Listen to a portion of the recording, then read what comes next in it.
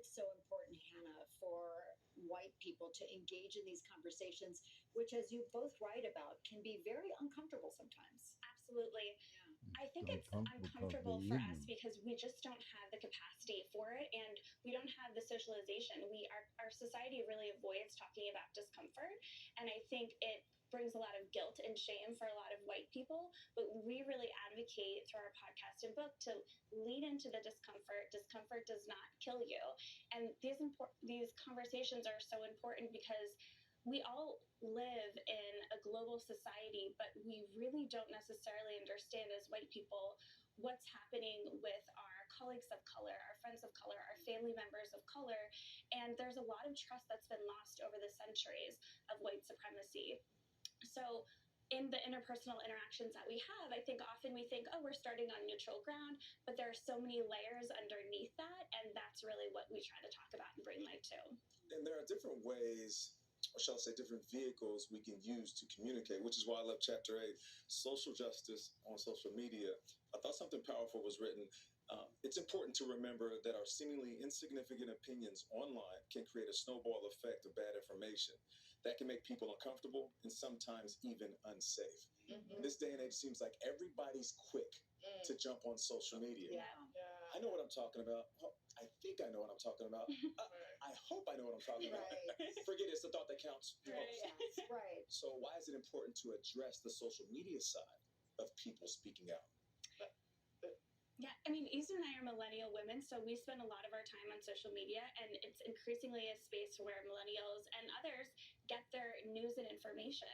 So there's ways that racism can present online that I think as white people we have a responsibility to be aware of if we're perpetuating or not. Yeah, and I think that like social media can be a really helpful tool. Of course. I think a lot of people are doing amazing work. BIPOC are really taking time to teach, to educate, and to like bring people together.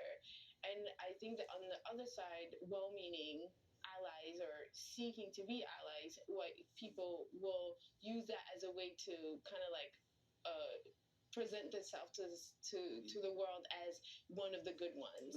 And like in reality, you should be able to take that as a tool to think outside of what you know, or like it shouldn't be used as a way to prove what you are. It should be used as a way to nourish your understanding of the world that you live in. Right. And if people understand it like that and use it like that, I think it would be amazing. But as of now, it's just... Yeah. So one of the things that you write about, which is oftentimes people will say, especially in this day and age, sometimes they do it from a place of genuine sincerity, but sometimes it's cynical. You write this: many of us will point to prominent and wealthy Black people like Barack Obama, Oprah, and Beyonce to try to disprove of society's racial hierarchy, as if singular success can make up for centuries of stolen land and labor, medical bias, the wealth gap, police brutality, so on and so on.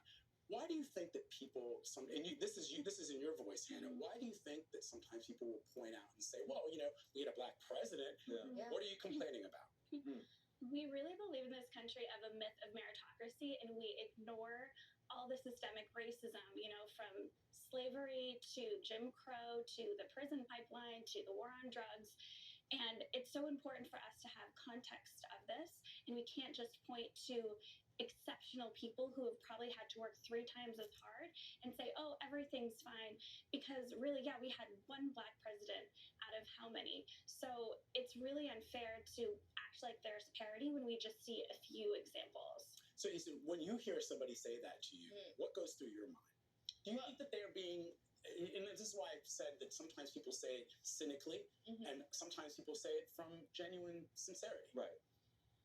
I don't even know when it is. Like, I don't know if people that say that actually can place themselves as being cynical or being genuinely like, oh, this is a proof. I think that people use that as a tool to try to manage the reality that's really overwhelming, that things are systematic, and that even if a few, like, went through the cracks, it doesn't explain the magnitude of the state of things. Right. And I think it's a